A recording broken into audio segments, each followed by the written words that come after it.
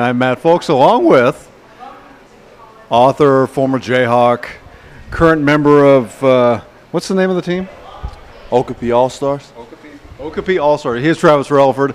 Now we're actually doing this in Lawrence right before Christmas, and I didn't think we'd be sitting here in Lawrence before Christmas. I mean, you were scheduled to come home originally this weekend, but I guess, and people can kind of see with this camera angle, something back here, it's crutches.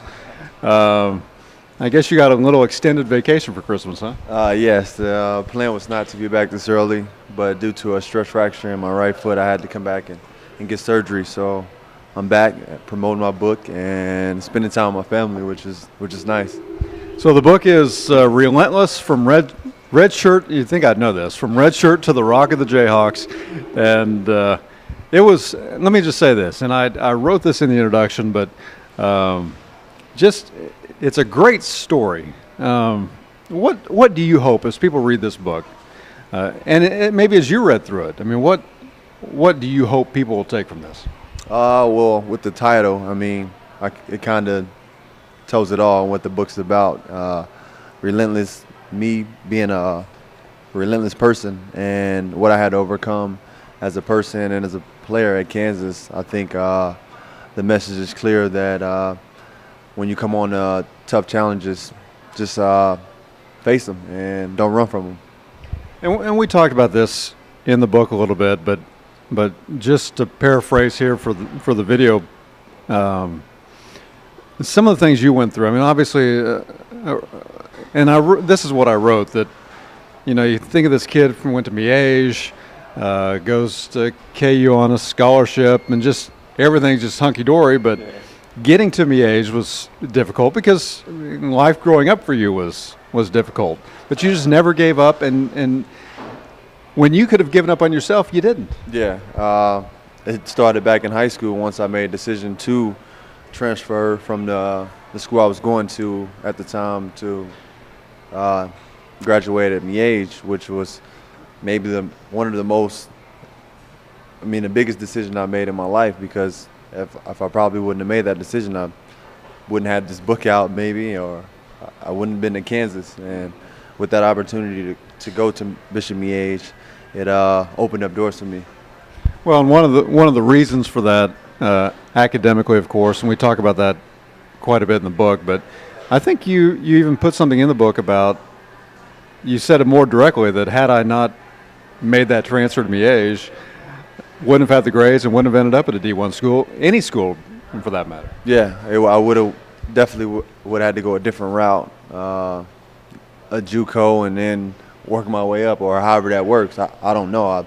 I didn't have to, unfortunately, which is nice. I got to go to Miege, made the grades and the test scores to get into Kansas, and once I got there, the challenges continued, and I was relentless to it and overcame them, and now I'm sitting here with this interview about my book.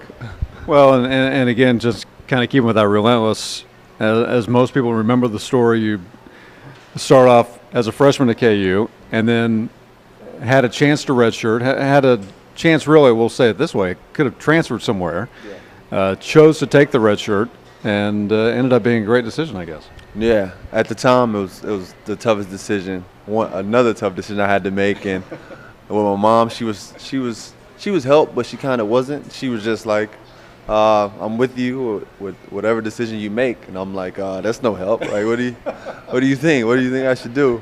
And then I had distant family members saying I should do this, other people saying I should do that, and I blocked everyone out, and I made a decision on my own to stay and just fight it out, not run from the challenge. Talk, if you would, about after the redshirt year, just the good teams you guys had at KU, but more specifically, the practices that you guys had, and just some great, so many great players on those teams that you had a lot of fun battles during practice, didn't you? Yes. Starting during my redshirt year, I was always a vocal guy coming in my freshman year, but my redshirt year, it really took off because I was coming in talking trash and competing with guys who were actually out there playing every day. And I looked at practices as my game time. So I went into every practice playing my heart out, and guys, they enjoyed it. They enjoyed coming to practice. They enjoyed the trash talk and my competitiveness, and it was great for the teams.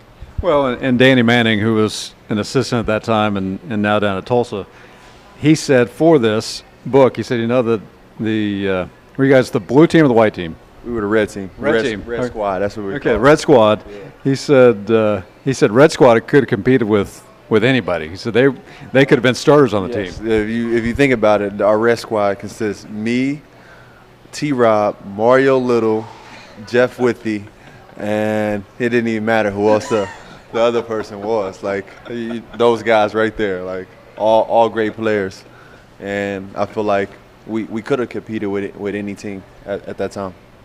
You know, as you're back here in Lawrence now, and you missed, because you're in Belgium, you missed the very first part of this season. But being back in Lawrence now, does it feel like it's been 6 months since you last played at Allen Fieldhouse? No, not at all. Time flies, and I mean, once I got back, everybody was happy to see me. Of course, I was excited to be back and be in the States, get some American food for once, and yeah, I'm like I said, I'm enjoying my time with my family and just trying to promote my book. Well, we talk about the food in the book because, you know, that can be a culture shock for some people, but you found some food you like over there. Yeah, it's really not bad. They got sandwiches that are real, sandwich place that's real good, and that guy is actually a big fan of the team there, and he hooks us up with great sandwich deals. We got a restaurant where one of the best restaurants in town. He let us come in and he take care of the team whenever we do come in. It's just so nice. The people there are so nice, and that's what makes it easy for me to go over there and play ball, because they make it feel like home. Now, Belgium, they're known for a couple things food-wise. One would be an adult beverage that you don't really drink beer. No. But then waffles. Waffles, yes. My son loved waffles. He eat it for breakfast, lunch, and dinner if he could. And then they have chocolate waffles on top of that, so he's asking for that for breakfast, and just like his place. But no, the waffles are amazing, and supposedly the beer is great. Everybody drinks it there, and it's a nice place. It's different, and it's a great chance for me and my family to go out and see the world.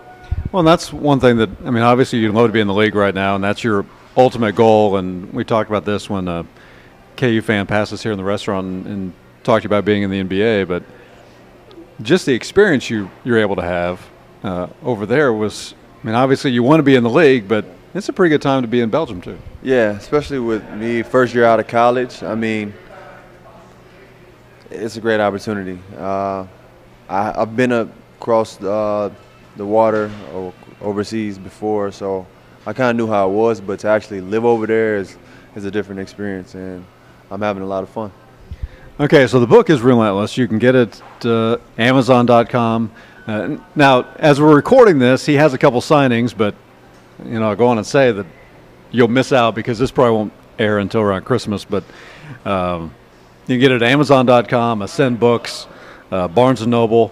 Really, I like to say, Travis, just anywhere fine books are sold. Yeah, I think they're in local bookstores too now. So Kansas, Stanford. Yeah, and I'll have a sign in there. When you look at your 4 or 5 years, we'll say 4 years of playing, was there a year that you feel had to go through a lot of growing pains?